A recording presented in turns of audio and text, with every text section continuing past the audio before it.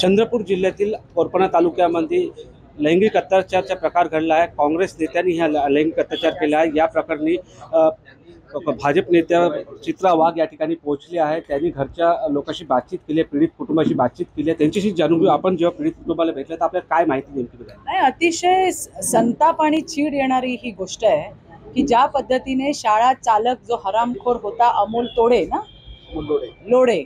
लोढे याने मुलींचं लैंगिक शोषण केलेलं आहे। मला कौतुक करायचंय मुलीच्या आईचं, किती धाडसाने पुढे आली आणि त्या ठिकाणी तिने गुन्हा दाखल केला।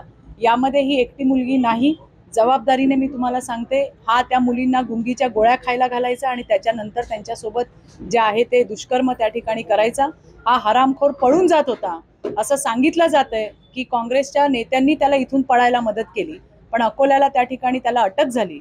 या क्षेत्राची खासदार एक बाई आहे जिच्या हातून त्यांची नियुक्ती झाली, पण त्यांच्याकडून मी अजून एक शब्द सुद्धा ऐकला नाही। त्याचबरोबरीने बारामतीच्या ताई आहेत ज्या नेहमीच फडणवीसांचा राजीनामा मागत असतात। त्याचबरोबरीने सोलापूरच्या ताई आहेत, उबाटाच्या त्या सटर फटर सगळ्या जणी आहेत।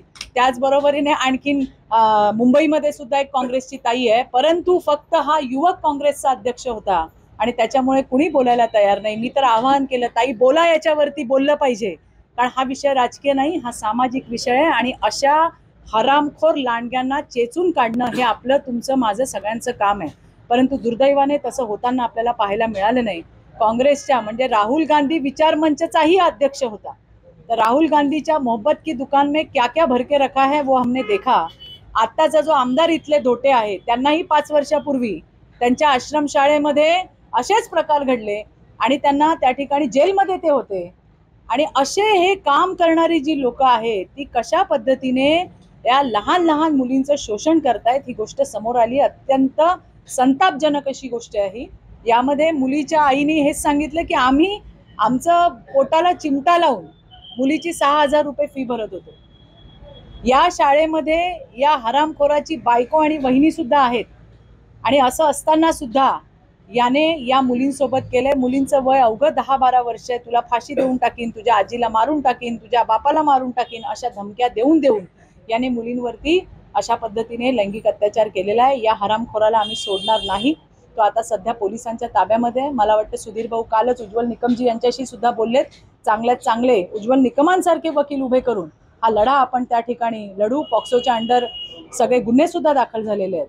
पोलिसांनी मदत केली किंवा नाही हे परिवाराला विचारल्यानंतर पोलिसांनी त्या ठिकाणी मदत केल्याचं त्यांनी सांगितलंय। सरकारकडनं जे जे काही आहे त्या सगळ्या गोष्टी इथं केल्या जातील। मुलींच्या आईला थोडीशी भीती वाटते की समोरच त्यांचे परिवारातली लोक राहतात, त्यामुळे कोरपणा पोलिसांशी सुद्धा मी या संदर्भात बोलणार आहे। मुलींना शिक्षणासाठी या तालुक्यातून बाहेर पाठवायची त्यांची इच्छा आहे, त्या संदर्भामध्ये सुद्धा येणाऱ्या दिवसामध्ये नक्कीच आम्ही काहीतरी काम करू असं मला या ठिकाणी सांगायचं आहे। या घटनेमध्ये पुन्हा काही मुली समोर येऊ शकतात? 100% येऊ शकतात। मी तुम्हाला जबाबदारीने सांगते, इथे मला फार बोलता येत नाही, पण मी माझ्या कानांनी ऐकलंय की काय काय त्या मुलींसोबत झालंय। या दुसऱ्या मुली बोलत होत्या, 12 वर्षाच्या 6वीच्या मुली, 9वी पर्यंत शाळा आहे, 9वीच्या मुलींना सुद्धा याने सोडलेलं नाहीये।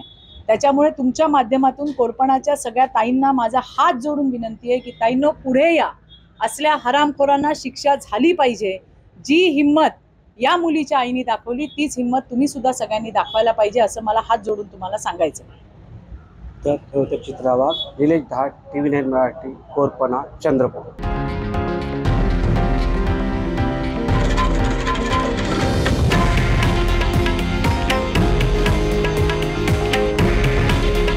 हे आहे देशातील नंबर 1 न्यूज नेटवर्क आणि आपण पाहत आहात TV9 मराठी।